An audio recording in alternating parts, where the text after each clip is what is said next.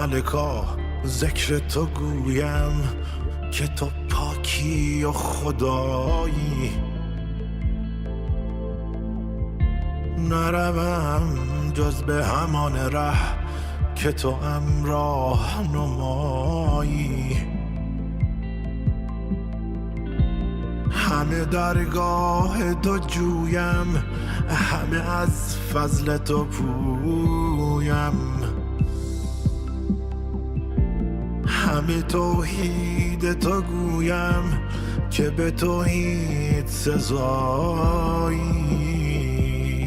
همه عزی و جلالی، همه علمی و یقینی، همه نوری و سروری، همه جودی و جزایی، همه غیبی تو بدانی، همه عیبی تو بپوشی، همه بیشی تو بکاهی، همه کمی تو فضایی.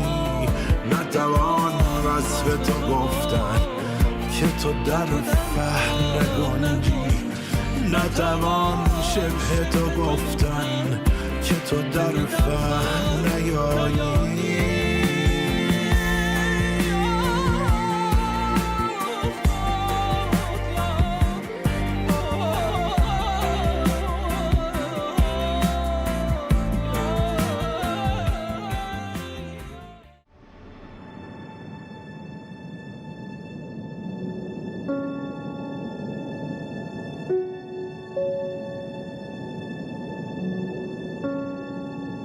تجربه نزدیک به مرگ، حالتی که فرد به یک بار از کالبد برون می شود و پس از مشاهده فرازی از بیکرانه های عالم غیب به مهبط تن باز می گردد، چون جرقی جست از خاکستری نیم سوز، چون آونگی که رفته و آمده از نیم شب تا نیم روز. برای شنیدن این تجارب فانوس برداشته بر خاکستر زمین گشتم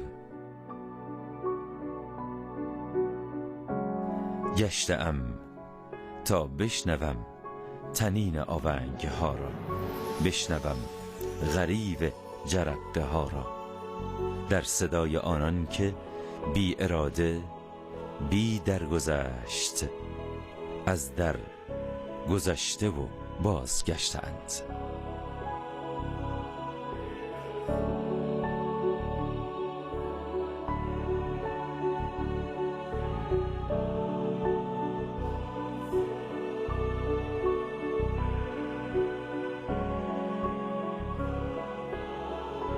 وقتی که این اتفاق برام افتاد به هیچ عنوان نمیخواستم برگردم.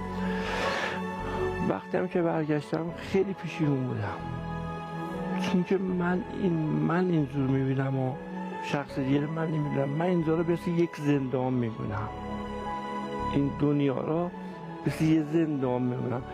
بله اونجا خیلی آزاد است، اونجا خیلی آدم راحت است، خیلی زندگی راحتی داره. البته اگر این دنیا خوب رفتار کنه، خوب زندگی کنه، کاری به کسی نداشته باشه، اون دنیا هست. و اگر نه خوب زندگی نکنه، خوب کار رفتار نداشته باشه، بخواد اذیت بکنه، بخواد ظلم بکنه، اونجا باید تقاضا پس برید. چه اتفاقی افتاد؟ من غلام عباس حسین برقرار هستم، تحصیلات اصلا ندارم. 1142 به دنیا آمدم، تیر به دنیا آمدم، 15/4 به دنیا آمدم، 62 سالم هست.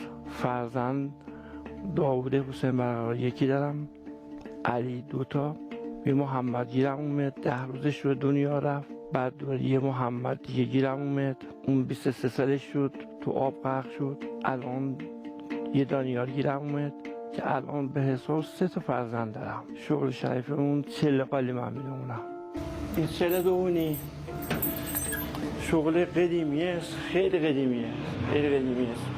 و اینا یه کرم هایی هستن، پیله میکنند، درست راستش میکنند و بعد اینا پیله که کردن در میارند و ابشمش میکنند و ابشم که شد کلیابش کنن میشونندش سفیدش کنن ابشمش که برس خیلی که بره میشونن ترتمیز کنن کلیاب میکنن بعد میاد دست اوستکارا میاد میخرند و تلش میکنند و بعد میذارن رو دستگاه میذارن و خانوم میبافن. من حدوداً 10 سال 11 سالم بوده اومدم تو این کار. الانم 62 سالم است. 52 یه سال پیش من تو این کار بود اما این کار انجام دارم میدم و راضی هم بودیم از کارمون، خیلی هم راضی بودیم. 16/10/86 صبح بود، من ناشتای خونه خوردم و از خونه اومدم بیرون. رفتم بازار چند تا اوستکایی داشتم باشون حساب کتابمو کردم و یه 30,000 تومان 40,000 تومان من ازشون تلف کار بودم. 30,000 یا 40,000 من تلف کار بودم. بعد زور شد تو بازار میتابیدم و رفتم مسجد حکیم نماز جماعت خوندیم و از بازار اومدیم بیرون و اومدیم تا هارون بلاد که اومدم سبز میدون که رسیدم دیدم در سرم پیلی میدیدم گیج میرم چون که 2 سال جلوترشم یه همچین اتفاقی برام افتاده بود. بعد من گفتم که خب من میرم خونه یه چیزی میخورم حالم خوب میشه. اومدم یه مقدار که اومدم نرسته به چهار بابا قاسم خیلی حالم بد شد. زمین آسمون دور سرم تاب میخورد. گفتم خدای چطور میخواد بشه. من هیچ حواسم نبود که من مثلا بدون بگم که سری منو چیکار کنین بگیرین. هیچ حواسم نرفتم تو زوغ بود یه درخت بزرگ بود. من درخت سیب گرفتم که نخورم زمین. نشستم درخت سیب گرفتم. بعد به قدر این تشنج محکم بود که 3-4-5 دفعه سر من خورد رو زمین. من 16/10/86 رفتم بازار سر بازار یه کاری داشتم کارامو انجام دادم حساب کتابامو کردم. بعد رفتم ظهر شد رفتم مسجد حکیم نمازمو خوندم. بعد اومدم وقتی داشتم تو هارون بلاد اومدم سبز میدون حالم یه مقدار بد شد. من گفتم که خب میرم خونه چیز میکنم یه چیز میکنم حالم خوب میشه. دیدم نه همینجا ها بود. یه من حواسم نبود که به مردم بگم که منو بگیردم داره یه اتفاقی برام میفته. رفتم تو زوغ یه درخت بود محکم بغلش کردم. درخت بغل کردم و به قدری تشنج محکم بود که من چندین بار سرم رو زمین خورد. رو زمینا اون موقع 44 ساله بودین؟ بله خورد رو زمینا. بعد که خوردم رو زمینا اینا فوت کردم. خودم همه چیزی میدیدم. هر چیزی آدم تو این دنیا بود که من میشناختم آدمایی که سرباز باشون بودم تو منطقه جنگی بودم همه رو میدیدم. تمام کسایی که باشون زندگی کرده بودین؟ بعد یا کسایی که باشون زندگی نکرده بودین رو هم میدیدین؟ بعد هر چه آدم من تو این دنیا دیده بودم باشون هم صحبت نکرده بودم دیگه. هر چه آدم بود من میدیدم. چه اونی که باش حرف زدین چه اونی که باش حرف نزده بودم همه رو میدیدم. اینجا که من اتفاق برام افتاد من روحم از جسمم اومده بود بیرون. جسمم رو زمین بود. میدیدینش؟ بله جسمم رو میدیدم. بله خودم رو بلندی بودم. رو زمین نبودم. رو زمین وسط زمین هوا بودم. فاصله دون چقدر بود؟ حدودا یه 7-8 متری من با جسمم فاصله داشتم. هی مردم میمدن میرفتن پول میریختن رو من. خب من فوت کرده بودم. بعد یه خانم من حتی هر کی میمد میدیدمش. هر کسی که میمد من میدیدم. یه خانم دکتر بود. هر کسی که میومد از نزدیک یا از دور یا هر کی که میمد رد میشد من میدیدمش. اونی که دور بودن میدیدین؟ بله، از مثلا داشت 200 متری من میدیدمش، از چپ از راست از هر راهی که میمد من میدیدمشون. بعد که پول میریختن رو من و اینا یه خب تعجب نمی کردین که این چه وضعیتیه؟ من داشتم راه میرفتم، الان چرا؟ نمیدونستم که من فوت کردم. نمیدونستی؟ من نمیدونستم من فوت کردم. خب پس با خودتون میگفتین که این کیست اینجا؟ میگفتم این کیست اینجا، میگفتم این جس کیست، کی فوت کرده است، اما هیچ کی به من حرفی نمیزد. من به هر کسی که میگفتم کی فوت کرده است هیچ کی چی نمیگفت. التماسشون میکردم، هیچ کی چی نمیگفت. میرفتم پهلوشون دستم میذاشتم به پیرنشون میگیرم، اصلا دستم به پیرنشون نمیخورد، بل میشد. از این اون میپرسیدین که کی فوت کرده، کی چطور شده، هیچ کی چی نمیگفت. من وقتی که دیدم که می اتفاق افتاده سینا، یه خانم دکتر اومد بالا سرم، قشنگ هر کی که میبید من میدیدم. حتی دیدم که اون شخصی خانم دکتری که اومد بالا سرم مرد نبود، دکترش مرد نبود، خانم بود. اومد بالا سر منو، این گوشی ها گذاشت به این گوشش ها، این دامنو معاینه کرد و یعنی آمبولانس اومد؟ بله اومد و این گوشی گذاشت به گوشش ها، این دامنو معاینه کرد و این دامنو دیده و گفت فوت کرده است. یه ناینوانه کلوف برداشت و گوشی منو و پول و حدس که من داشتم گذاشت تو اون لاینونا، پسوندش ها گذاشت به پیرنم، گفت فوت کرده است، بزنش تو کابر. توی جوب سبز میدون پلو آب میوه فروشا اونجا تو جوب افتاده تشنج کرده. بعد مردم رهگذر زنگ میزنن، آمبولانس میاد، بعد دکترها و پرستارا دورش میریزن، هی شوکش میدن، میگن این دیگه تموم شده، میذارندش تو کاوه که ببرنش. من گذاشتندم تو کاورا، آوردندم بیمارستان امین.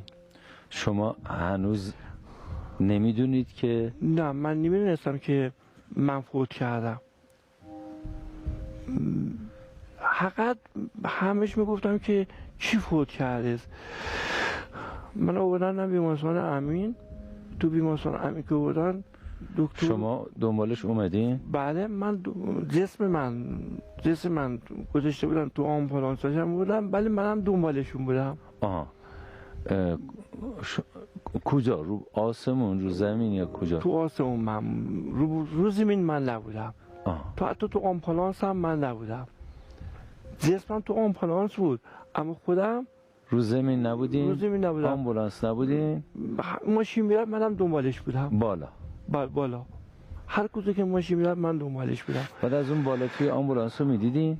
بله میدیدین؟ بله میدیدم. خب مگه این سقف ندارد؟ سقف داره؟ بله ولی میدیدین؟ بله من میدیدم، داخل ماشینه میدیدم که من گذاشتم تو گابر، گذاشتندم این همین تو آمبولانس که ببرن، همه چیزی من میدیدم. من انگار روحم از بدنم جدا شده بود، مثل دوربین بودم، از بالا داشتم میدیدم. فقط همین یه نگاه داشتین؟ دیگه نگاه تو ماشین رو نداشتین؟ یه دید از تو ماشین دارم، یه دید از بالا داشتم. من میدیدم که انداختم رو صندلی عقب ماشین، داره گاز میده طرف بیمارستان. این بالا سر پل قدیم دسول هستم و دیدم که بدنم مثلا تو عقب ماشین عقبیم 206 داشت. من بالا پل داشتم نگاه میکردم، بعد عقبیم از زیر پل شناوری بود، زیر پل قدیم نصب کرده بودم، داشت به طرف بیمارستان بزرگ دسوی حرکت میکرد.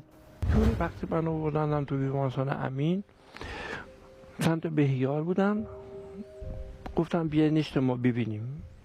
بعد یه دکتر بود، بله بیشتر دکتر نصر اصفهانی بود، اومد و گفت چرا اذیتش میخوان بکنیم، خب اینو بزندش تو سردخونه شماره تلفنش هم نوشته شده، شماره اون تلفنی که آخری دست زنگ زده است، زنگ بده تا خانوادهش بیان ببرندش. اینه هی به من رو من کار کردن و من میدیدم. هنوزم نمیدونستین که؟ نه، ولی این چیزایی که به من میزدن، این شوکایی که به من میزدن، خیلی سینه‌ام و سرم درد میگرفت.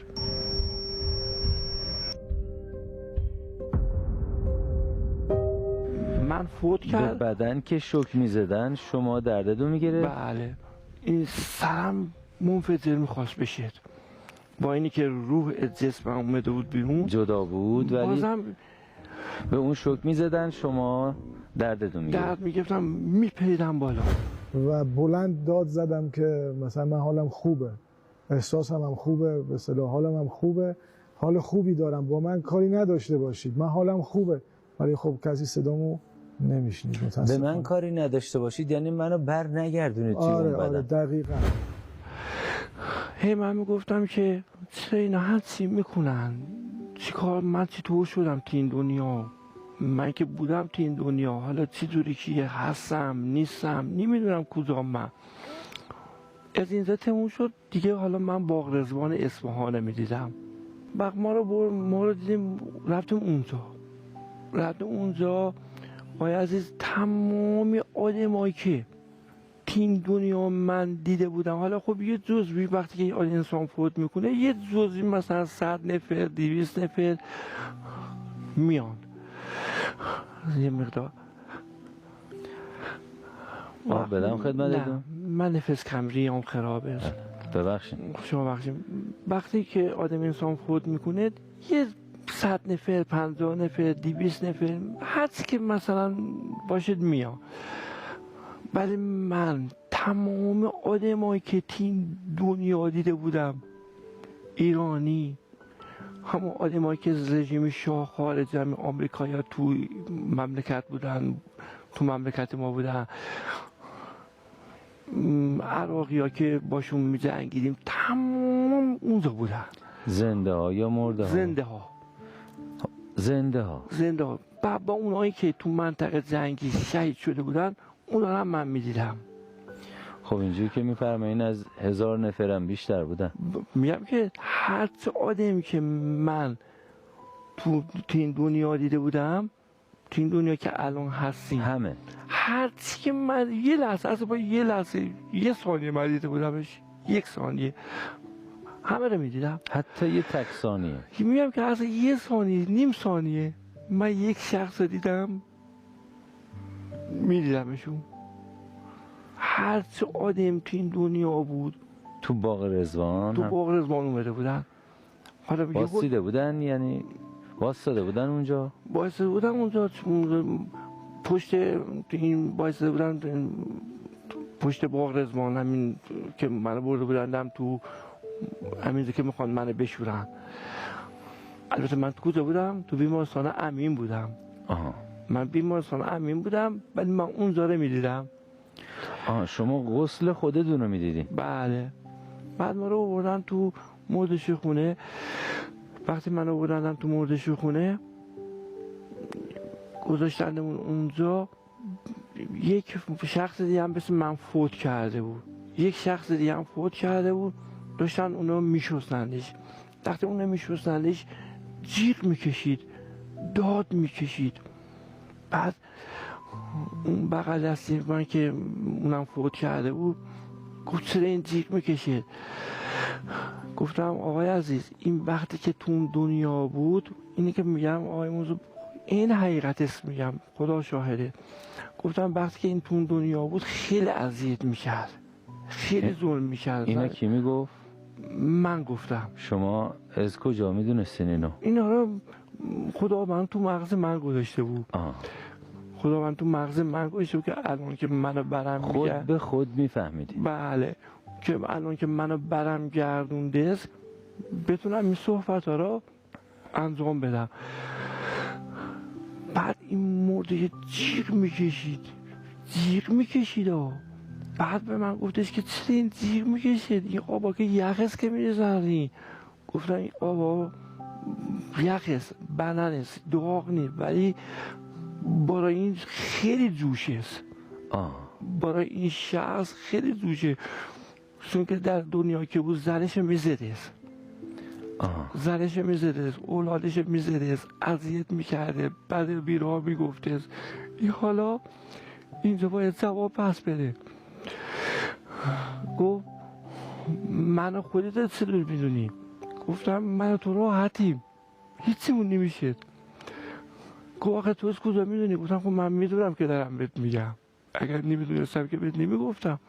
گفت میشه اول منو بشورن؟ گفتم خب تو رو بشورن. گفت خب اول تو رو باید بشورن، شما زودتر اومدی. گفتم خب شما رو بشورن. بردن شستندش رو به راحتی کفنش کردند و میدیدم که دارن میشورندش، همه رو میدیدم. شستن کفنش کردن، گذاشتنش تو تابوت، بردنش اونجا براش نماز خوندن، همه رو من میدیدم. هر اتفاقی میافتاد من میدیدم. بعد اینی که میشستن خودش بود یا مثلا اونی که با شما صحبت میکرد اونو همونو میشستن کفن میکردن یا اون نگاه میکرد یکی دیگر رو میشستن؟ نه همونو میشستندش. همون شخصی که از من پرسید به من گفتش که کی وقتی که منو میخوان بشورندش منم جیغ میکشم، منم داد میکشم. گفتم نه، تو دنیا که بوده آدم خوبی بوده، خیلی آدم خوبی بوده، اصلا ظلم نکرده. اینم میدونسته؟ بله، اصلا حق و ناز نکرده، مال کسی بالا نکشیده، کاری نکرده که حالا خداوند میخواد اینجا اذیتت بکنن. همش راحتی، همش راحتی، حتی فشار قبرم نداری. وقتی من بهش گفتم گریهش افتاد، خیلی خوشحال شد. گفت زدم من فشار قبل ندارم. گفتم نداری، کاری نکرده، جز خوبی کاری نکرده. تو اون دنیا که بوده الان میده در این دنیا خیلی راحت شدی. خیلی خوشحال شد، خیلی خوشحال شد. شستندش کفنش کردن، گذاشتندش تو تابوت، به احترام بردن براش نماز خوندن. اومده نوبت خودی من شد. رفتیم توی یه دونه غسالخونه، من میدونستم غسالخونه های قدیم رو یادمه. دوشو گرفت دستش اومد تو بالا سر من که اینجوری خوابیدم روی این سکوه. وقتی این آب یه قطرش بهم خورد یهو داد زدم علی این خیلی داغ آبش. این بخش از گزارش آقای سعادتمند همون گزاره پرتکرار قرار گرفتن تجربه گر در روند محتمل تدفین و مراحل مرتبطه. گزاره‌ای که منطبق با گزارش‌های متعدد که در اونها شرایط قریب الوقوع تغسیل و تدفین به تجربه گر تفهیم و عرضه میشه. وقتی که میخواستن منو بشورن یه مسئولی بود، دو نفر میشستن. بعد یه مسئول هم داشتن، در اون گفتش که این سکورا که ایشونا میخوان بزنین روش اینو خیلی باید بشورین، تمیزش کنین. سکورا باید خیلی بشوریم؟ گفت سکورا باید تمیزش کنین. بله. منو آوردندم یه لنگ نو سنگ اینقدر تمیز شستندش، این لنگا انداختن گذاشتن که ما جایمون پیدا نباشه. لنگا انداختن ما رو کیسه زدن، خیلی تمیز، خیلی خوب ما رو شستن، موهامو شونه زدن خیلی خوب. آوردن من کفنم کردن و آماده کردن که برندم بیرون. الان که کفن کردن شما بازم میبینی؟ بله میدیدم. خب مگه کفن نیومد رو صورتتون؟ بیاد کفن اومد رو صورتتون ولی بازم میبینی؟ همه رو میدیدم، هر چی من میدیدم کفن باشه. یه وقتی میشه من مثل الان از اینجا از تو سرم دارم به شما نگاه میکنم. حالا اگه دراز بکشم سرم رو به بالا باشه خب باز از توی چشم دارم به بالا نگاه میکنم. ولی یه وقتی میشه که از من فیلم میگیرن، فیلم منو پخش میکنن، من دارم به فیلم خودم نگاه میکنم. حالا اونجا که شما رو میشستن شما داشتید به یعنی 2 تا غلام عباس بود که یکی رو یکیش دارن جسد میشورن، بود، یکیش کفن جسد میکنن، بود، یکی هم داره روح نگاه بود. میکنه. یکیش هم روح بود. روح بود که نگاه میکنه. بله، روح بود که داره نگاه پس میکنه. شما 2 تا بودین، یکی نبودین. نه، ما 2 تا بودیم. 2 تا. یکی جسم بود که روح از جسم اومده بود بیرون، ولی من میدیدم. بله. هر چی که اینا میگفتن من متوجه میشدم. یکی که داره شسته میشه، یکی که اومده است بیرون. بله، بله. روح از جسم اومده بیرون.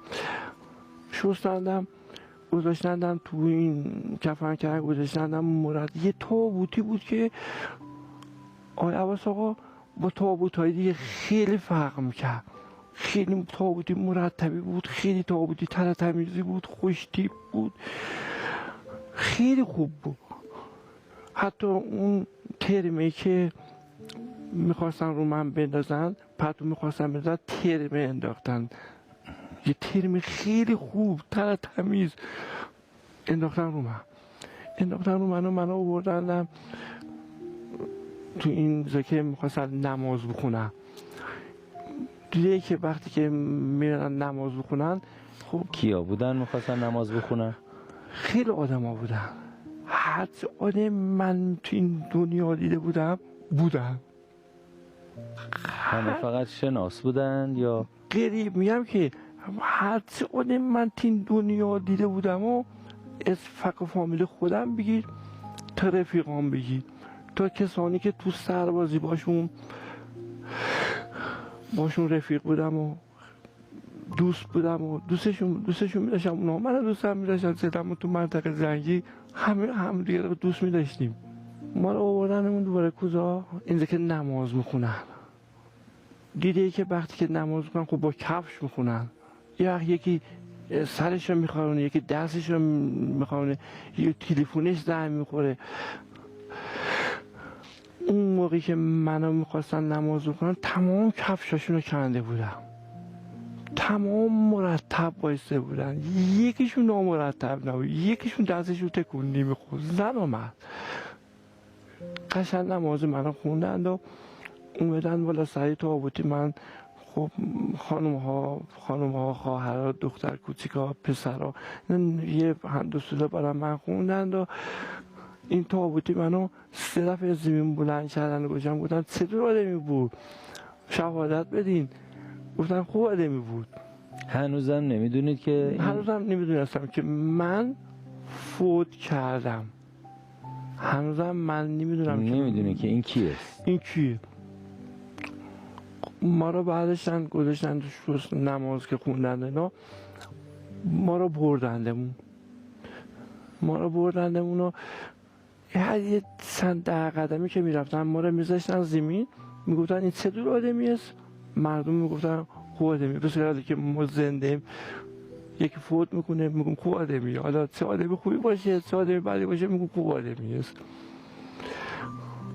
چند دفعه بردن ما رو گذاشتن بالا سر قبرم، باغ رضوان. حالا من تو بیمارستان امینم و ما رو بردن اون بالا سر قبرم گذاشتن و هی گفتن این چه دور آدمی بود و شاید بگم 10 دفعه این تابوت منو بلندش کردن گذاشتن زمین.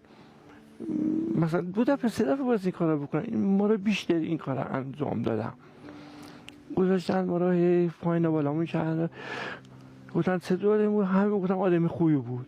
هرچی آدم من بود من میدیدم.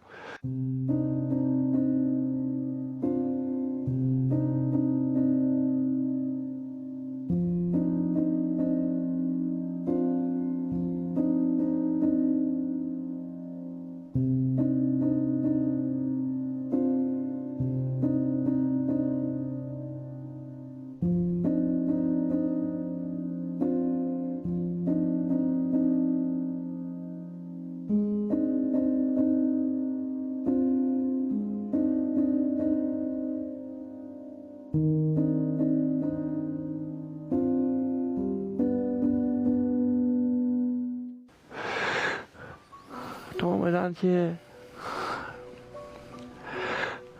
جسم منو بزنن تو قبر. اینجا که اومدن جسم منو بزنن تو قبر، اینجا روح من متوجه شد.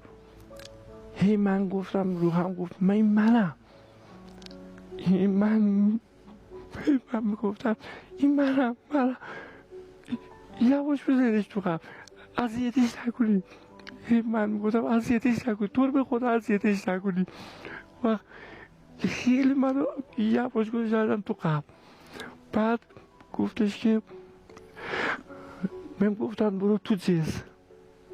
من گفتم من میترسم. من روحم گفت گفتم برو تو، گفتم این خونه کوچیکه، من میترسم برم تو جنس، ایتا کجاست؟ من میترسم برم تو این خونه. میگفتم خونه قبل. گفتم من میترسم برم. دیگه کم کم داشتم متوجه میشدم که چه اتفاقی افتاده است. بعد هی گفتم برو تو جسم، نمیرفتم. حدسی میگفتم برو نمیرفتم. من هی میگفتم چه اتفاقی افتاده، حقیقت میگفتم برو تو جسم.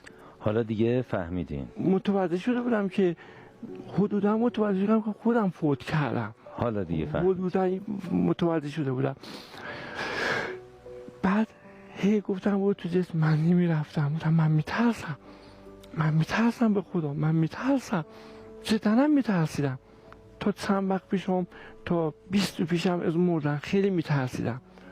تا اینا که اومدن اصفهان کی بودن خدایا، یه آقا سید بود، یه آقا رضا بود، فامیلی اون شخصی از این فیلم گرفت یادم رفت، کریم پور. اینا که دیگه اومدن دوباره از این صحبت، دیگه از مردن نمیترسم. تا 22 رو پیش میترسیدم، دیگه نمیترسم. از وقتی که ما اومدیم فیلم گرفتیم دیگه نمیترسیم؟ دیگه نمیترسم. عجیبه. چرا؟ نمیدونم، دیگه زیکف از مردن نمیترسم. حقیقت به خدا گفتم خدا من 150 میلیون به مردم بده کارم، رضا تو رو به خدا من 150 میلیون مردم رو بدم، بعد اگه میخواد جون منو بگیری بگیر، حقیقت بذار با پول مردم رو بدم و برم. آها، اونجا که داشتین وارد میشدین فقط نگرانیتون بدهی مردم بود؟ بدهی مردم هم بودم. نمازادون رو خونده بودین؟ من نمازم ترک نشده است. من 12-13 سالم بود روزه میگرفتم. 5-6 سال نتونستم روزه بگیرم به خاطر تشنجی که داشتم، به خاطر که ریام خراب بود. تا پارسال 28 تا روزامو گرفتم. پارسال خدا رو شکر 28 تا روزامو گرفتم. مبارکتون باشه. 28 تاشو گرفتم. یه دونشم که نتونستم بگم، بچم که باید بری تیرون کربن، باید بری اونجا. گفتم بابا من بذار روزامو میگم. بعد گفت خب بابا نمیشه، باید بری اونجا، این بنایی داریم ما اینا، یه اتاق، یه ملک کوچیک، من 200 متری دارم، یه اتاق توش ساختیم، یه اتاق شیکم توش ساختیم، خوبم ساختیم. اما من دل به این دنیا نبستم. بعد یه آقایی اومد بالا سر من، به من گفت برو تو جسم. خیلی نورانی بود، خیلی نور. گفتم من میترسم برم تو جسم. من بهت میگم برو تو جسم، از هیچی هم نترس، من ضامنت میشم. گفتم شما؟ گفت نمیخواد بپرسی که من کیم، فقط برو تو جسم. رفتم تو جسمم. بعد که رفتم تو جسمم، این دستمو صورت منو گرفتن به راست خوابوندن و این کفنو پس کردن. شما حالا دیگه 2 تا 1 شدین؟ یعنی دیگه یکی شدم. 2 تا 1 شده. 2 تا 1 شد. من رفتم تو جسم دیگه رفتم تو جسمم. بعد من میدیدم که این صورت منو این کفنو وا کردن، بعد این صورت سمت راست منو گذاشتن رو زمین. مردمان داشتن، خانوادم گریه میکردن، بچه هم گریه میکردن. مادرم که خب بود، مادرم بود تو این دنیا. مادرم سال 99 دنیا رفت، خدا بیامرزه. خدا همه رحمتونه. مادرم داشت گریه میکرد، ولی من داشتم میخندیدم. چرا؟ خوشحال بودم. خوشحال بودم. من مادرم داشت گریه میشد، پدرم نبود توی دنیا. شما از چی خوشحال بودین؟ جام راحت شده بود. جام راحت شده بود، نمیترسیدم دیگه. بعد که من این صورتم گوشتم رو زمین، سنت راستم گوشتم رو زمین ها، نمیدونم خاک تربت، همین که یه شخصی گفت این خاکا بریزین، کف قبر گفت این خاکا بریزین، بس صورتشو بزنین رو خاکا. گفتن باشد. گذاشتم منو تو قبر رو، این دستی منو گرفته بودن، تلقون میخوندند و بعد که خوندند و این سنگ رو گوشتن رو من و این سنگ آخری هم گوشتن رو من، همه رو بستند و این خاک ها رو گل کردند و ریختن رو من. حالا از بیرون میبینید یا؟ دیگه هیچی نمیبینم. میدیدم، بازم میدیدم. از بیرون؟ نه، از داخل. از داخل. از داخل. خب تاریک شد؟ باشه تاریک بود اما من میدیدم. هر چیزی عباس آقا من میدیدم، هر کاری که میکردن من میدیدم. حتی تاریکی خاکا رو ریختن رو من، گیر کردن ریختن رو منو. این آخری دست که خاکا رو ریختن، این بسطی قبر رو باز کردن این رو را، بعد یه سرد آب، 2 تا سرد آب ریختن رو من. هر کسی هم یه تو بیل خاک چی کار میکرد میریخت رو من. هر کسی 2 تا بیل خاک.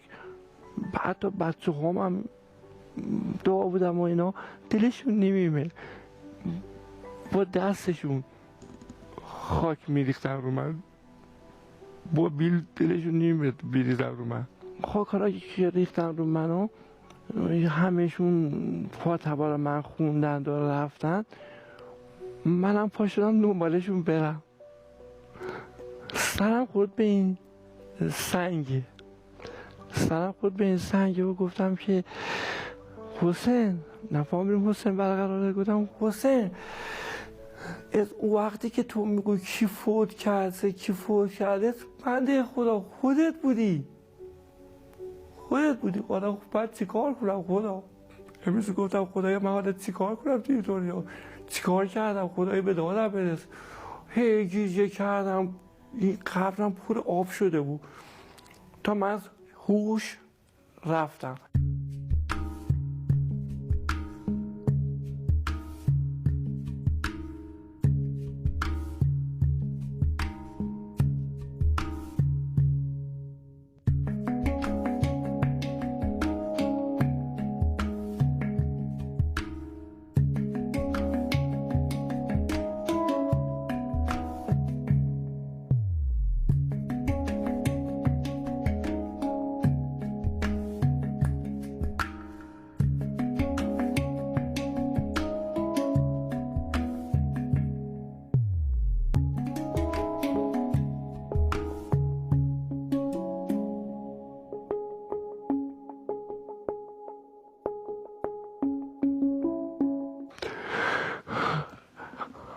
نفس کم می‌آوردم.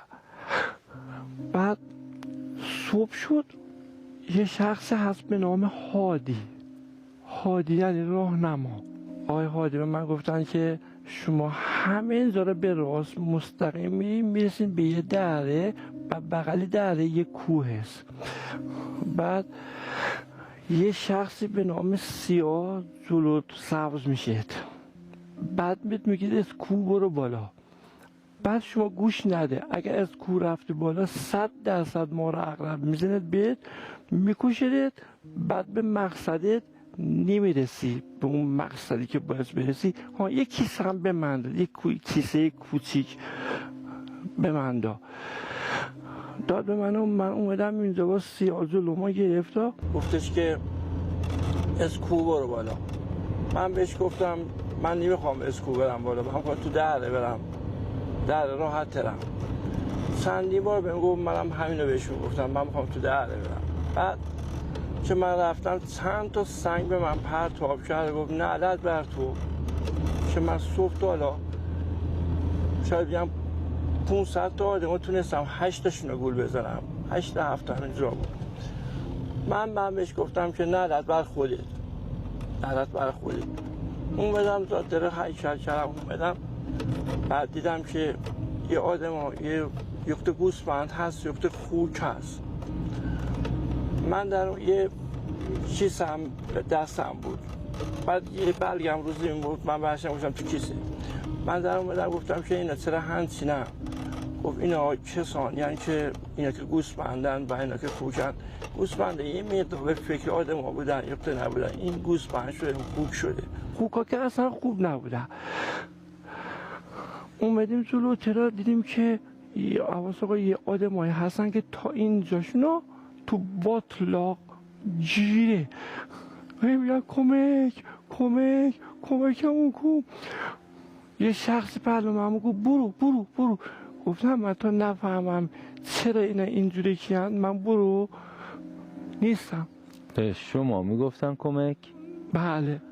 از شما کمک میخواستن؟ من کمک میخواستم، ولی من گفتم که شما وقتی در اون دنیا بودین پول نزول میدادین، نزول میستدین، خونه ها مردم رو بالا کشیدین، مغازه های مردم رو بالا کشیدین، مال مردم رو بالا کشیدین. التماستون میکردن که پس است دیگه این قضیه با پول نرسونیم، ما نداریم، دارو کرای نشین شده بودن، کرای مردم کرای نشین شده بودن. از دست نزول اینا دست نزول من گفتم حق دونست. من گفتم که حق دونه من از خدا میخوام که همیشه تو باطلاق باشی. گفتم من از خدا بند میخوام همیشه توی باطلاق باشی، خیلی ظلم کردی، خیلی اذیت کردی. حتی بابای خود من داداشم پول بهره استده بود، اینقدر ما نزول استیدن 40,000 تومن بهشون بده کار بودیم. به خدا شاهد است آقام گریه میکرد، گفت بابا چی کار کنم، خونه ما بخواد بیاد بگیره. تا این انقلاب که شد تموم شد دیگه. اصلا تمام این سوفتایی که از پدری من رو تحویل داد.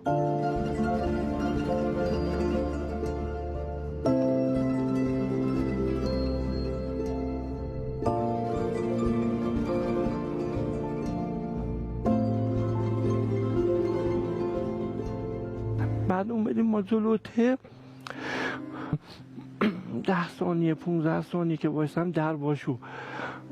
وقتی من رفتم داخل دیدم که پدر بزرگم، مادر بزرگم، پدرم، شوهر خالم، خیلی ها که من در این دنیا بودم دیدم اون دنیا هستن، تو بهشتن. بعد یه فرزندی بود دورای 16-17 سالش بود، هی منو بوسم میکرد این روزگار. من یه بچه من داشتم 10 روزش شده بوده دنیا رفته بود. 10 روزش شده بود دنیا رفته بود. به دنیا اومده بود؟ 10 روزش شده بود دنیا رفت. بعد اون بچه منو بوسم میکرد، هی چیز میکرد. من به بابام گفتم بابا این کیه؟ یه 16-17 سالش شده بود، صورتی کشیده هم داشت. گفتم بابا نمیشناسیش؟ گفتم نه بابا من نمیشناسمش. کیه؟ گوی محمده دست که 10 روزش شده دنیا رفت. من اون تو کیه کردم، خواست دستمو بوسونه پامو نذاشتم. اونجا بزرگتر شده بود؟ بزرگ شده بود، میگم 16-17 سالش شده بود اون فرزند. بعد در اومد به من گفتش که بابا اگه تو این دنیا بودی که هیچی، ولی اگر برگشتی یه کاری نکن که من شرمنده بشم. من گفتم نه بابا من نمیخوام دیتین برم تو اون دنیا، این دنیا خیلی بعد از اون دنیاست. گفت من که بدارم میگم اگه وقت رفتی اگه برگشتی 2-3 تا داغ میبینی، 2-3 تا داغ میبینی. 2-3 تا داغ میبینی؟ گفتم بابا من اصلا نمیخوام برم. گفت بابا من دارم بهت میگم اگه برگشت اینجور میشه. بعد گفتم که چیه بود؟ بابا داغ نزدیک میبینی، خیلی بهت نزدیک است. بعد من بهش گفتم داغ نزدیک یعنی از درجه 1 باشه؟ درجه 1. گفتم بابا محمد کی بخواد کی دنیا میگه من میدونم بابا کی از دنیا میخواد بره، میبینی هم اگه برگشتی. گفتش که اجازه ندارم بهت بگم، اجازه ندارم ندارم که بگم کی دنیا میره. اومدم من برگشتم، یه شوک به من زدن، من پیدم بالا اینجا هم حواس آقا درد گرفته بود، سرم درد گرفته بود، تمام جونم درد گرفته بود، گریه میکردم و هرچی میکردم اینجا کجاست، اینجا کجاست، کجا بودم من یه جای خوبی بودم، توی دنیای دیگه بودم، چرا من برگشتم. خیلی گریه کردم، دوباره خیلی گریه کردم. بعد اون دکتر نس که اونجا بود اومد سرش گذاشت رو زمین، سه رفت و گفت خدای من تا حالا چند تا مرده دیدم زنده کردی. حتی نس اومد منو گفت بزندش تو سردخونه، اومد منو دید گفت منم برگشت نمیشه، گفت منم امضا میکنم که فوت کرده. بعد 80 دقیقه من کلا تین دنیا نبودم. گفتش که چقدر وقت این دنیا نبودی؟ میدونست آقای دکتر، میدونست. گفتم که آقای دکتر 4000 سال 5000 سال من تین دنیا نبودم و چرا من دوباره برگشتم؟ من قدر صد بخوردم تو دنیا، چرا دوباره من برگشتم؟ گفت ناشکری نکن، خداوند میخواست اسپرت کردونه که به ما بفهمونه که من هر کاری که بخوام بکنم میتونم بکنم. اومدا 86 این اتفاق برای من افتاد. 91 بود، 4 3 انگاری بود، بله 4 3 بود. تو صحرا نشسته بودم، سبزی نو همش اونجا میکارن تو همون خیابون شاهد محلمون. یه نون هم استده بودم و بعد داشتم نون خالی میخوردم. داداشم گفت 4 تا پرین سبز یارم بکن بخور. گفتم دادا مالی مردومه. یه جوری هم دلم آشوب شده دادا. گفت ببین خونه نون بخور. گفتم دادا نمیخوام، من همین نون خالی ها میخوام بخورم. دلم خیلی آشوب شده دادا. گفت چی تو میخوای؟ گفتم یه اتفاقی سختی میخواد بیفته. ما رفتیم خونه خاله پدرم رفتم و اونجا نشستم، خاله گوهر نشستیم و دادا یوسف هم اومد گفت دادا یه صحبت کرد و با مادر خانومش، خاله پدر مادرم بود، یه صحبت کرد و یه ساعتی گفت دادا ببریم خونه. گفتم دادا دلم خیلی آشوب شده است، نمیدونم چرا دادا اینجور شده.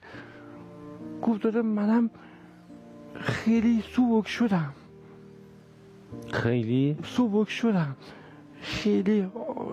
شدم.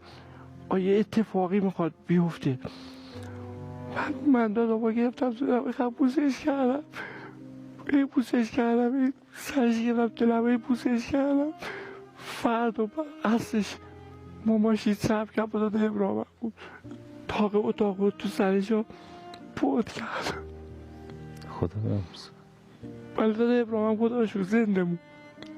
دادا ابراهیم گفت دیدی شب میگفت دلم آشوب شده است، دادا بخواست دنیا. من گفتم دیدی دادا گفت سبک شدم.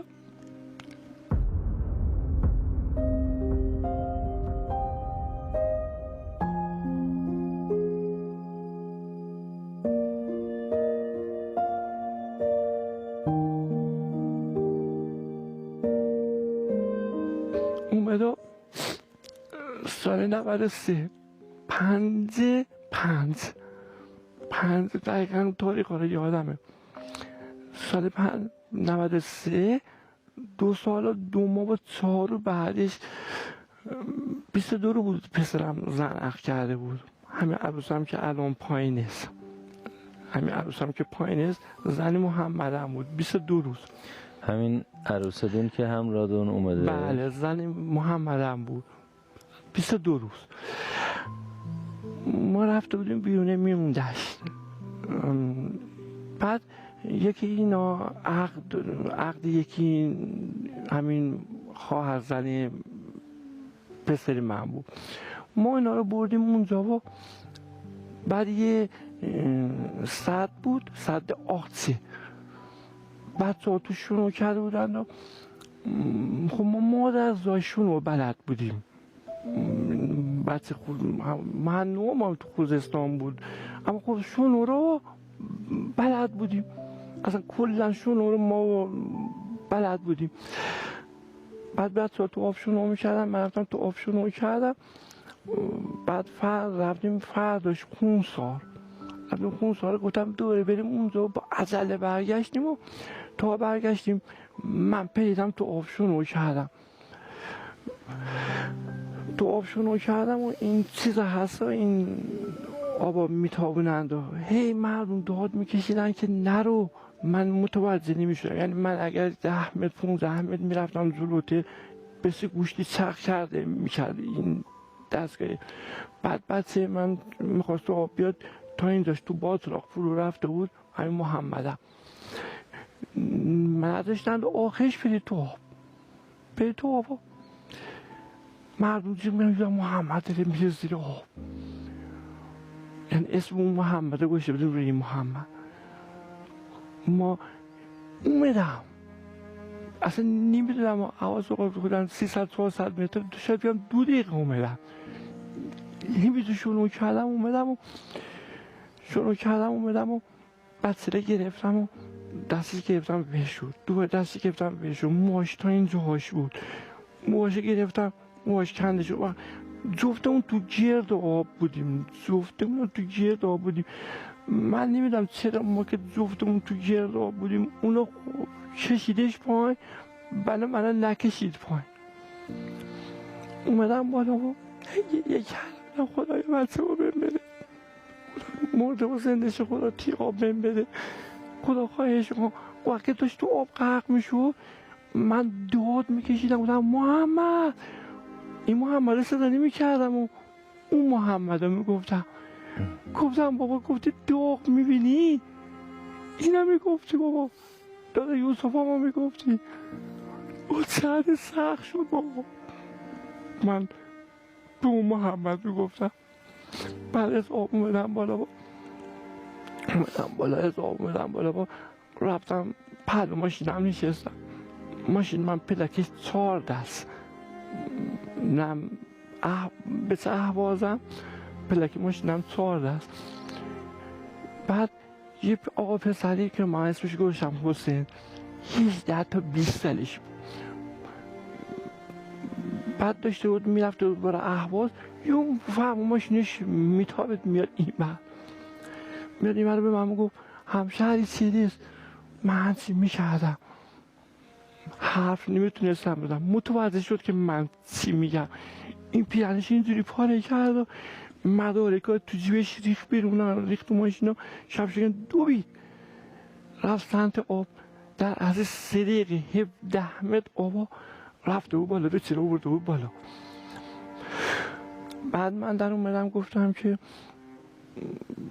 تا که من به یه خانومی بودم نمیدونستم من بابای محمدم، گفتم که خانوم چطور شد این بچه؟ گفت متاسفم.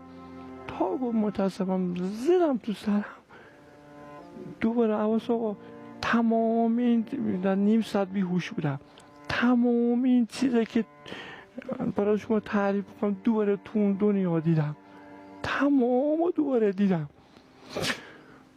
وقتی برگشتم بنا کردم گریه کردم. بعد چند سال پیشا یه شخصی به بردارم داشت ساعت 2 بعد نشستم 3 بعد شب داشت میده بود.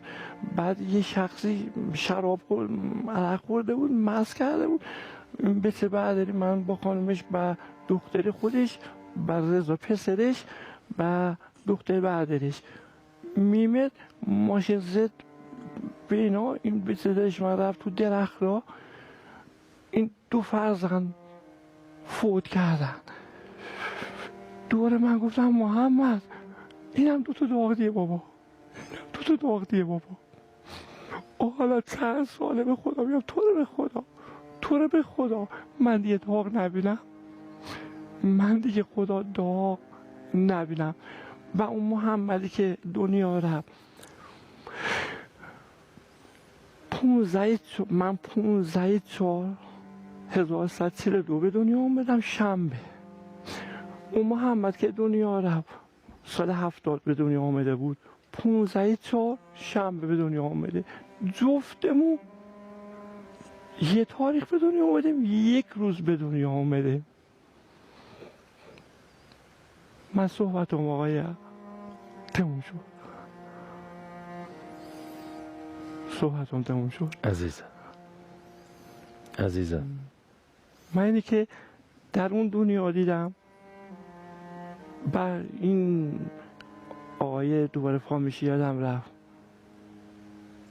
امینی که اومدن اصفهان چی بودم فامیشی؟ کریمپور. آقای کریمپور. تا آقای کریمپور میرسه، آقا سید میرسه، آقا رضا دیگه از مرگ نمیترسم، زکب دیگه از مرگ نمیترسم، اصلا نمیترسم. اصلا مرگ به نظر شما واسه آدمیزاد وجود داره؟ یعنی آدم از بین میره؟ نه، یه جسم است اونجا داره زندگی میکنه، اونجا داره زندگی میکنه. بعد اینکه شما نظرتون این است که آدم میره توی قبر همونجا گیر میکنه توی یه وجب جا؟ نه، بگه آدم خوبی باشه گیر نداره، داره زندگی میکنه. یه جسم است اونجا افتاده است، این جسم اونجا رفته است، خودش یه عالمه وسیع و روح بیرونه است، داره زندگی میکنه. قدمتون روی چشمای ما. خیلی خوش اومدید به برنامه خودتون، از اینکه ما رو میزبان شدید و ما رو مهمان کردید. به تجربه خودتون قدردانیم و سر قرار اومدید از راه دور، از اصفهان عزیز، از مردستان اصفهان تشریف آوردید. ما قدردانیم که به این قرار رسیدید. قرار دیگری تنظیم کنیم جناب آقای برقرار. انشالله قرارمون برای زندگانی خوب در اینجا و در آنجا برقرار باشه. شما هم برقرار هستید، انشالله که برقرار بمونید. انشالله ما اینایی که اینجا هستیم در اون دنیا جای خوب هم دیگه ببینیم. انشالله هم دیگه. صحبت‌های من تموم شد. السلام علیکم و رحمت الله و برکاته. برقرار بمانید، برقرار هستیم و بیقراریم تا وقت قرار. و در پایان سلام و نور مهربانی خداوند بر شما تابنده تر از همیشه. ملکا ذکر تو گویم که تو پاکی و خدایی، نروم جز به همان ره که تو امراه نمایی. همه درگاه تو جویم، همه از فضل تو پویم، همه توحید تو گویم که به توحید سزایی. نتوان وصف تو گفتن که تو در فهم نگنجی، نتوان شبه تو گفتن که تو در وهم نیایی. نبودین خلق و تو بودی، نبود خلق و تو باشی، نه به جنبی نه به گردی، نه به کاهی نه فضایی. همه عزی و جلالی، همه علمی و یقینی، همه نور و سرودی، همه جودی و جزایی، نتوان وصف تو گفتن که تو در فهم نگنجی، نتوان شبه تو گفتن که تو در راه نیایی، نتوان وصف تو گفتن که تو در فهم نگنجی، نتوان شبه تو گفتن که تو در راه نیایی.